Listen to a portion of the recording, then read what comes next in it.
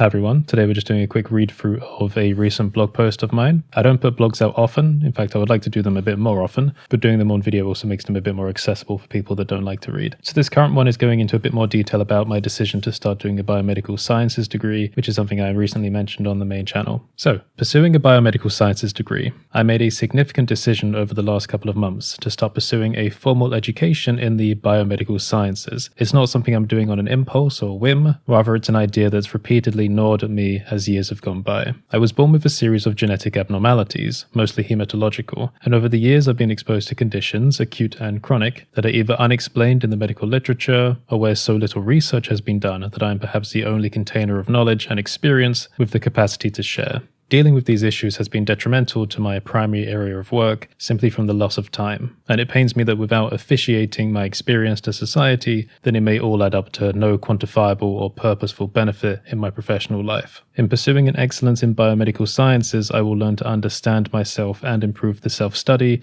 data crunching, and visualization methods I've developed to analyze my issues. To speak of a recent catalyst, over the last few months I've been tracking the reappearance of a post-COVID milk protein intolerance that first appeared in 2020, only after a mild case of exposure, taking 6 months to mostly but not completely resolve, which has now returned in great strength following a recent COVID vaccination.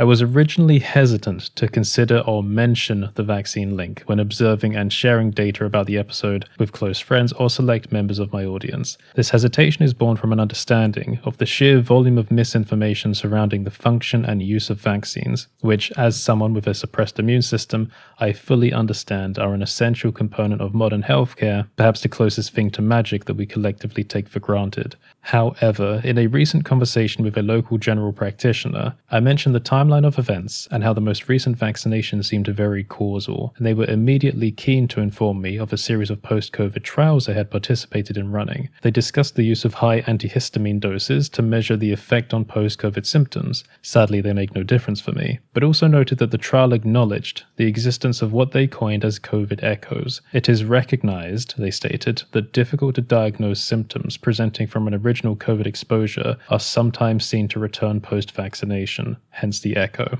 They further noted that while most members of a particular trial stated their returning symptoms were milder than the first exposure, one man stated that his were much worse. That's interesting, I conveyed, because mine is far worse than the first time, to which he sounded concerned. Combining my dietary/activity-based data crunching and a generalized knowledge of the human body, I have a couple of speculative theories. One that focuses primarily on mast cell dysregulation, and another that shifts the focus to antibody molecular mimicry, an attempt to connect the symptom profile of both a live and a deactivated version of a virus. The only reason I would suggest the latter is to resolve my main curiosity. The vaccine provides a stronger case of symptoms than the live virus itself, combined with the delayed response of a few weeks post-vaccination before the symptoms sharply appeared, which, if speculatively drawn out on a graph of expected antibody increase, would directly coincide with the increase to specific protein intolerance.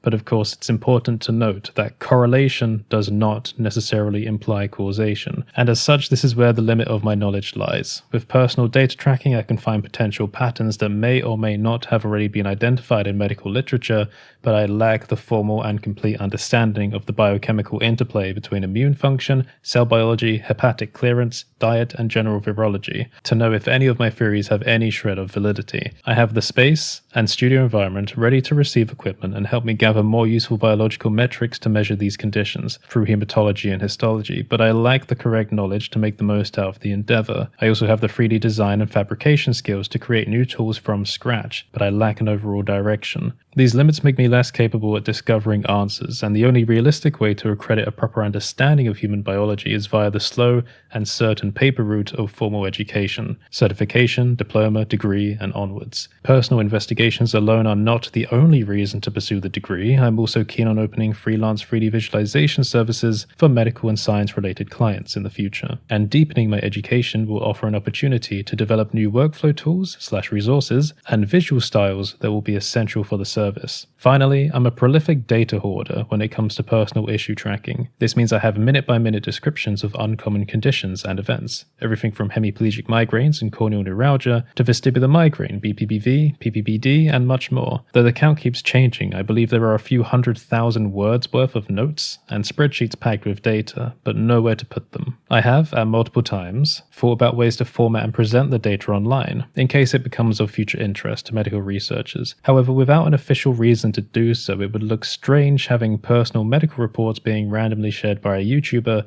whose forward-facing brand is generally unrelated to medical science. Then officiating an interest in biomedical sciences provides a reasonable excuse and angle for sharing this information. All in all, I'm excited to begin, and I hope that the probabilistic interplay of reality allows me to enjoy the experience without yet another debilitating mystery condition taking hold. So that's the blog post. Obviously, it conveys a bit of a slightly different tone to the video put out on the main channel, but I think it goes over things in a little bit more detail as well. And especially in relation to the post-COVID dyspnea issue, because I've been really racking my brain around how to speak about that one, because it's quite difficult presenting incomplete theories about something that's just so riddled in misinformation like all the time. But I feel like that was quite a solid breakdown of it. Remember, if you would like to support my work, you can sign up to my Patreon at patreon.com/CurtisHolt. Otherwise, head on over to curtisholt.online/store to check out some Blender resources. Today's emoji will be a DNA emoji, so feel free to put that in the comments if you want to show me you made it this far. Have a great day, everyone, and I'll see you next time.